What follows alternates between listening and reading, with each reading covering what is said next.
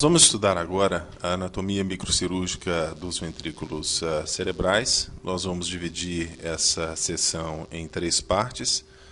Na primeira parte, nós vamos ver a disposição geral dos ventrículos laterais, a divisão dos cornos frontal, o corpo do ventrículo e o átrio do ventrículo.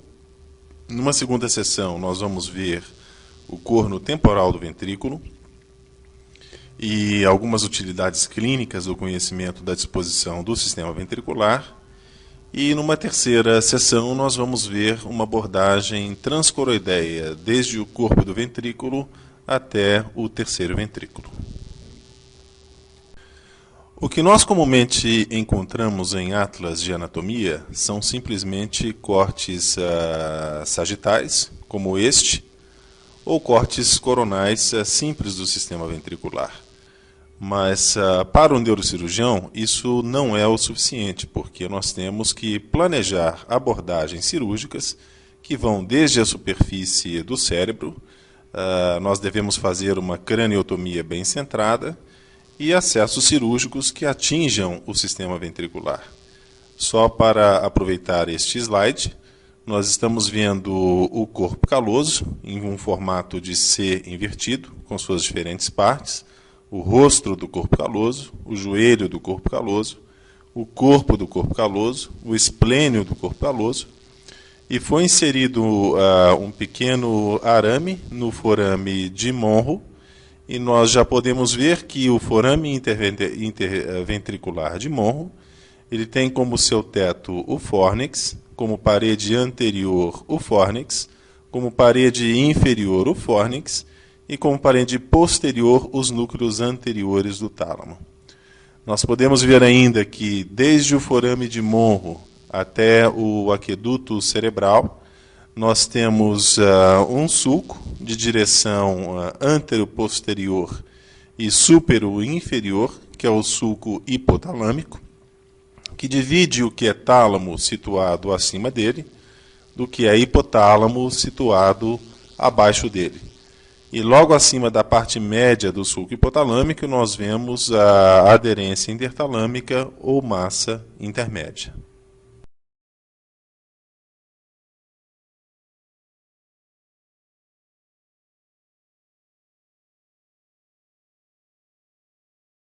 Este é o segundo corte que nós mais comumente vemos nos livros de anatomia.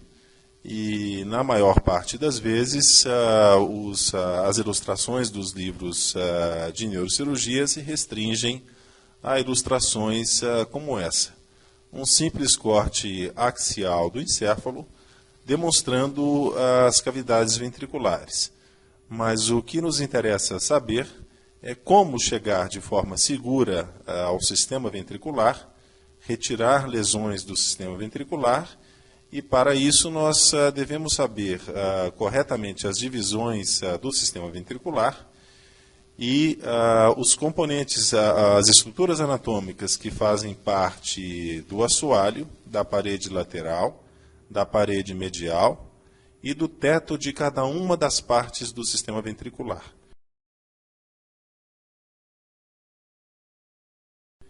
E para que isso seja conseguido, nós vamos recorrer a cortes que passam pelo sistema ventricular, que são pouco usuais e que muito dificilmente nós vamos encontrar nos livros de anatomia. Então nós vamos procurar entender não só as cavidades ventriculares, mas também os componentes que formam as paredes dessa cavidade ventricular. Aqui os senhores podem ver uma vista posterior de um encéfalo que foi seccionado de diferentes formas. A tenda do cerebelo foi mantida no lado direito. Nós podemos ver a superfície tentorial do cerebelo no lado esquerdo. E nós vemos parte do corno temporal do ventrículo lateral aberto no lado esquerdo, e nós vemos que o corno temporal do ventrículo lateral está escondido no lado direito.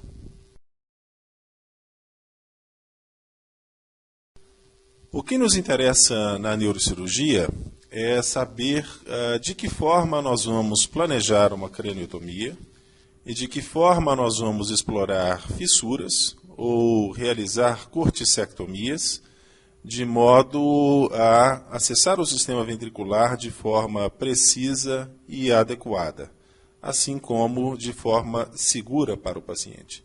Então, nós vamos tentar estudar o sistema ventricular de uma maneira de fora para dentro, já que o sistema ventricular não vem aberto conforme é demonstrado na maior parte das ilustrações dos livros textos de anatomia e dos livros textos de neurocirurgia aos quais nós temos acesso.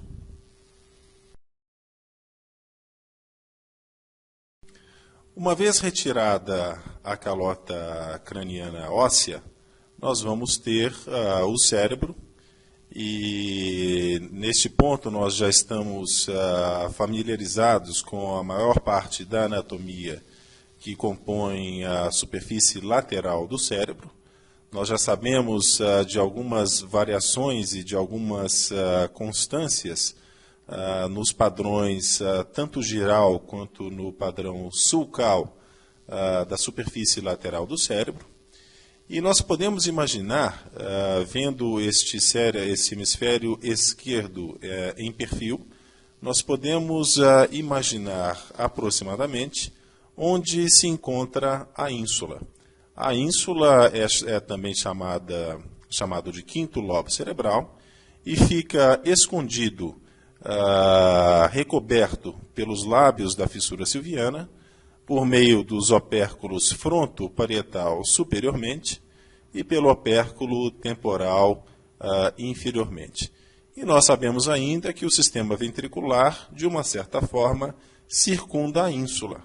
A ínsula, por ser a capa externa dos núcleos da base, nós podemos dizer que o sistema ventricular circunda também os núcleos da base. Então, como que se fosse por transparência, nós podemos ter mais ou menos uma ideia de onde se situa a ínsula, os núcleos da base e o sistema ventricular.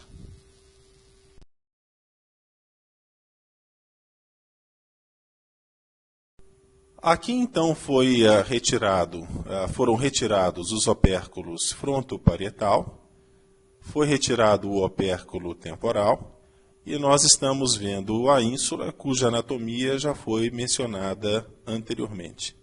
Notem que o sulco central da ínsula se continua superior e posteriormente como sulco central do cérebro, e a ínsula é limitada por um sulco circular ou sulco limitante da ínsula, que em sua porção anterior recebe o nome de sulco limitante anterior da ínsula. Na sua porção superior, ela recebe o nome de sulco limitante ou circular superior da ínsula. E na sua porção inferior, recebe o nome de sulco circular ou limitante inferior da ínsula. É importante frisar que a junção entre o sulco limitante ou sulco circular anterior e superior da ínsula nos aponta para o istmo anterior dos núcleos da base. Se nós fizermos uma punção por agulha neste ponto, em sentido transversal, nós vamos conseguir atingir o corno frontal à frente da cabeça do núcleo caudado. Da mesma forma, se nós olharmos para a junção entre o sulco limitante superior e inferior da ínsula, nós vamos ter uma íntima relação com o átrio ventricular ou com o istmo posterior dos núcleos da base. Da mesma forma, nós podemos fazer uma punção neste ponto, uma punção por agulha, e colher líquor, dessa vez, de dentro do átrio ventricular.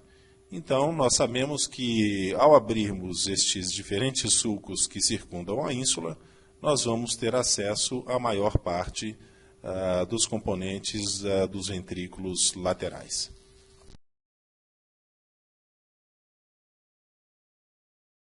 Então, aqui está os sulcos limitantes ou circulares inferior, superior e anterior da ínsula foram abertos.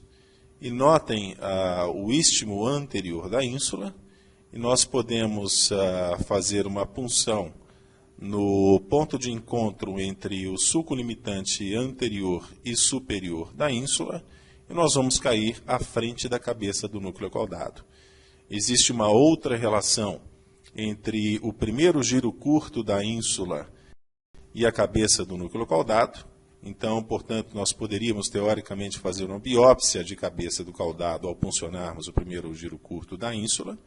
E existe ainda, nós não podemos ver de forma clara, porque esse corte ainda é um pouco alto, entre o segundo giro curto da ínsula e a parte mais superior e externa do núcleo lentiforme. Então, teoricamente, nós também poderíamos fazer uma punção do núcleo lentiforme, caso nós introduzíssemos uma agulha em posição perpendicular ao eixo do cérebro, em direção ao núcleo lentiforme.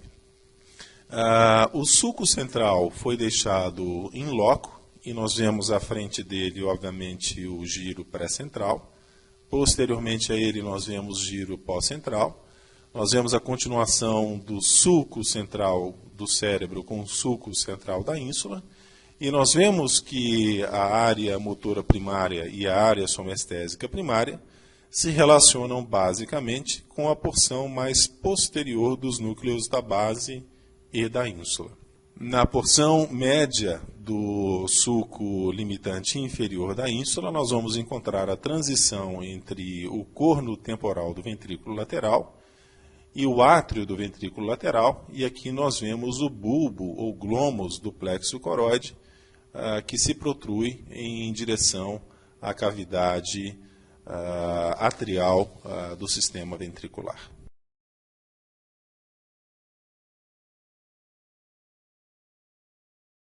Então nós temos aqui, mais uma vez, a ínsula. Nós sabemos que a artéria cerebral média circunda o límen da ínsula, que é a porção mais baixa da ínsula. Ela emite os seus ramos M2, para depois contornarem os opérculos, que são, esses ramos são chamados de ramos opérculo-insulares, e que vão posteriormente sair pelos lábios da fissura silviana e irrigar a grande maioria da superfície lateral do cérebro. Neste caso, o sulco limitante inferior da ínsula foi aberto. Aqui nós podemos ver o temporal stem, que é o tronco do lobo temporal. O tronco do lobo temporal contém radiações auditivas, radiações ópticas, contém o tapeto, contém fibras temporopontinas, e nós conseguimos ver também as digitações internas da cabeça do hipocampo, que é um dos componentes do assoalho do corno frontal do ventrículo lateral. Além disso, nós vemos plexo coroide e nós vemos também uma alça da cerebral média que faz como se fosse uma indentação no ponto de encontro entre os sulcos limitante superior e inferior da ínsula, e isso se constitui no ponto M. O que nós estamos vendo é o triângulo silviano que nós podemos apreciar na arteriografia numa vista em perfil, e ela nos desenha a ínsula, e nós podemos extrapolar e dizer que ela também nos desenha, de uma certa forma, o sistema ventricular que se situa ao redor da ínsula e dos núcleos da base.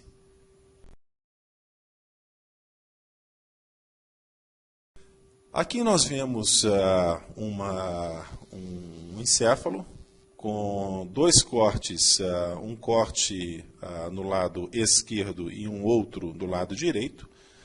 O corte do lado direito, ele passou apenas pela substância, pelo centro semioval, e no outro lado nós abrimos a cavidade ventricular.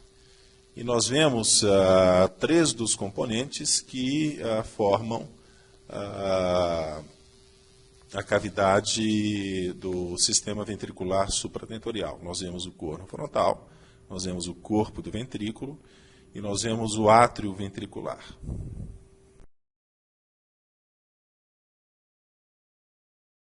É interessante nós notarmos ou nós estudarmos relações tridimensionais, ou seja, qual é a relação entre o sulco central, que nesse slide ele está apontado por setinhas amarelas, com o sistema ventricular.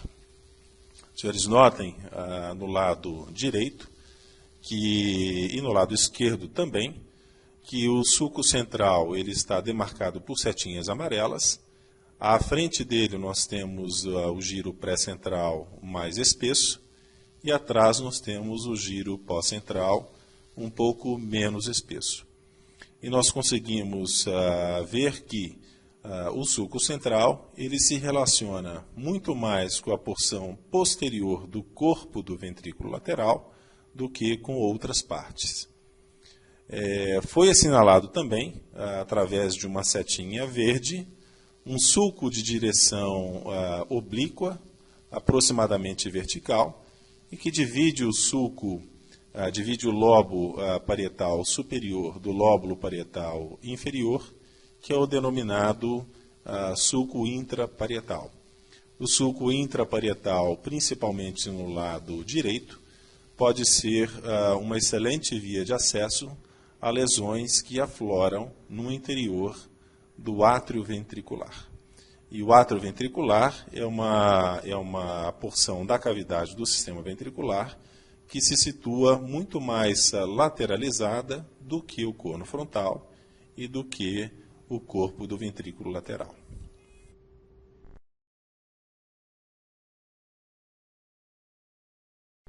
Então agora nós vemos o sistema ventricular aberto bilateralmente e nós vemos algumas estruturas que são importantes para a definição dos limites anatômicos das diferentes partes do sistema ventricular. O primeiro deles é o forame de Monro. O forame de Monro estabelece a comunicação entre os dois ventrículos laterais e o terceiro ventrículo. O forame de Monro tem como teto o fórnix, tem como parede anterior e inferior o fórnix e como parede posterior os núcleos anteriores do tálamo. É importante ressaltar que não existe plexo coroide à frente do forame de Monro. E isso é uma informação que pode nos ajudar quando nós estamos fazendo cirurgias dentro do sistema ventricular, para melhor nos localizarmos. Por convenção, estabeleceu-se chamar de corno frontal todo o sistema ventricular lateral que se situa à frente do forame de Monro. Então, portanto, nós temos aqui os dois cornos frontais situados à frente do forame de Monro. E, mais uma vez, os senhores veem que não existe plexo coroide, existem veias, mas não existe plexo coroide à frente do forame de Monro. Se eu estou desenvolvendo uma dissecção do tipo interhemisférica transcalosa e vejo plexo coroide, obviamente eu não estou no forame de Monro, não estou no corno frontal do ventrículo lateral. É importante dizer ainda que o forame de Monro ele se situa a aproximadamente 3 centímetros posteriormente ao joelho do corpo caloso. Então, quando nós estamos também desenvolvendo uma dissecção transcalosa, se nós conseguirmos ver o joelho do corpo caloso e fizermos uma calosotomia 3 centímetros posterior ao joelho do corpo caloso, muito certamente nós vamos encontrar o forame de Monro.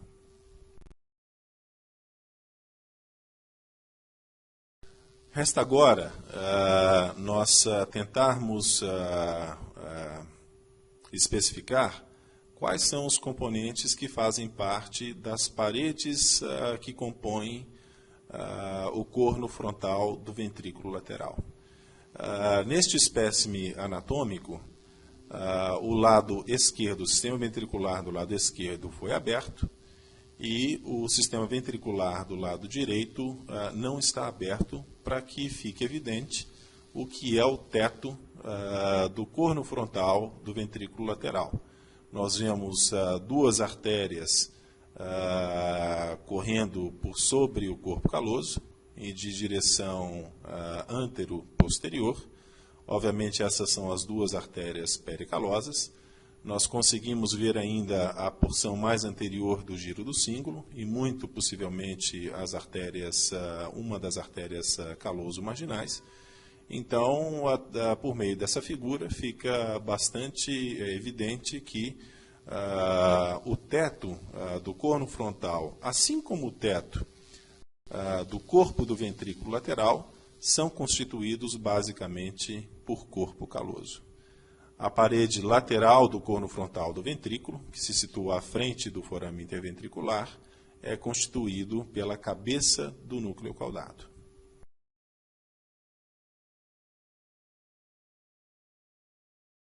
Essa é uma situação que demonstra como a anatomia pode nos ajudar durante uma cirurgia. Nós vemos que à esquerda o sistema ventricular foi aberto e à direita nós simulamos uma situação cirúrgica. Nós vemos o forame de morro do lado esquerdo e no lado direito, e nós vemos que não existe plexo coroide à frente do forame de morro. Então, se nós temos esse tipo de visão intraoperatória, nós estaremos certamente no corno frontal do ventrículo lateral. E nós vemos ainda que muito perto do forame de morro, nós vamos ter a junção de, na verdade, três veias: uma veia tálamo-estriada, uma veia septal anterior, que nós vamos ver com mais detalhes em um minuto, e nós temos ainda uma veia coroideia. Por vezes, quando nós fazemos uma calosotomia, nós tentamos entrar em um sistema ventricular de um lado e acabamos por cair no sistema ventricular de outro lado. Se neste caso eu estivesse tentando acessar o ventrículo lateral direito, mas porventura caísse no ventrículo lateral esquerdo, e o paciente estivesse com a cabeça em posição vertical, obviamente eu identificaria a veia tálamo-estriada no meu lado esquerdo, o lado esquerdo do meu campo operatório. Se eu caísse no sistema ventricular correto, a veia tálamo-estriada estaria localizada à direita do campo operatório. Obviamente, se a cabeça do paciente estiver em posição paralela ao solo, a veia tálamo-estriada do ventrículo lateral direito estaria apontando para cima e a veia tálamo-estriada do lado esquerdo estaria apontando para baixo. Então, essas informações são informações que parecem muito óbvias, mas que muitas vezes nós não pensamos, e elas são muito úteis porque nos ajudam a nos guiar em ressecções de lesões intraventriculares.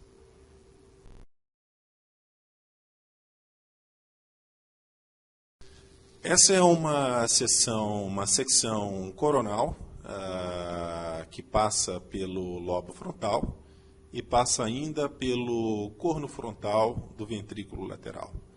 Nós estamos, na verdade, esse corte, na verdade, está tangenciando a transição do joelho do corpo caloso e o rostro do corpo caloso. Fica bem evidente em ambos os lados a cabeça do núcleo caudado.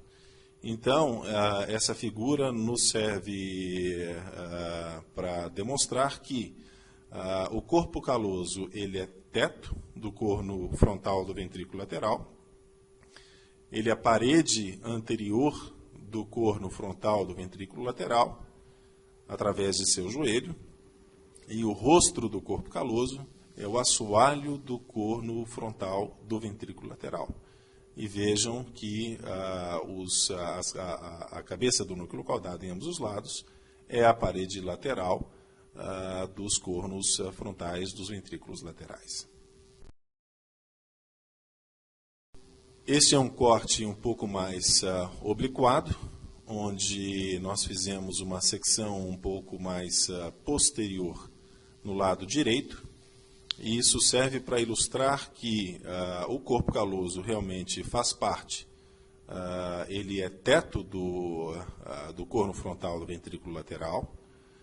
O joelho do corpo caloso é o limite anterior, é a parede anterior do corno frontal do ventrículo lateral, e o rostro do corpo caloso é o assoalho do corno frontal do ventrículo lateral. Mais à frente, no lado esquerdo, os senhores veem a cabeça do núcleo caudado, e no corte da direita, os senhores já veem a transição da cabeça para o corpo do núcleo caudado, a parte anterior ou a perna anterior da cápsula interna, o início do corpo estriado e a união entre o caudado e o estriado, que tem o nome de núcleo accumbens.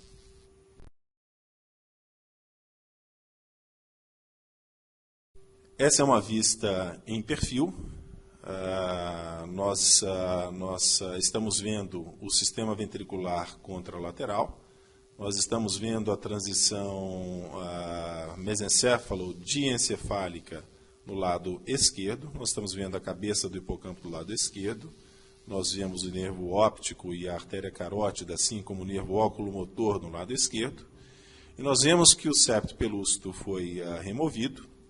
E nós estamos vendo que realmente o teto, a parede anterior e o assoalho do corno frontal do ventrículo lateral são realmente constituídos por corpo caloso. Os senhores veem ainda a protuberância lateral, que é formada pela cabeça do núcleo caudado, que é, na verdade, o limite lateral ou a parede lateral do corno frontal do ventrículo lateral. Os senhores notem ainda que existe um ponto em que o fórnix, o septo pelúcido e o corpo caloso se fundem. Esse ponto, ele por convenção, ele delimita o início do átrio ventricular e o final do corpo do ventrículo lateral. E nós vamos ver isso um pouquinho mais para frente. Notem a conformação interessante da veia cerebral interna e da veia de Galeno, que se dispõe inferiormente em relação ao esplênio do corpo caloso, para depois ascenderem ao ápice da tenda e ganharem posteriormente o giro reto.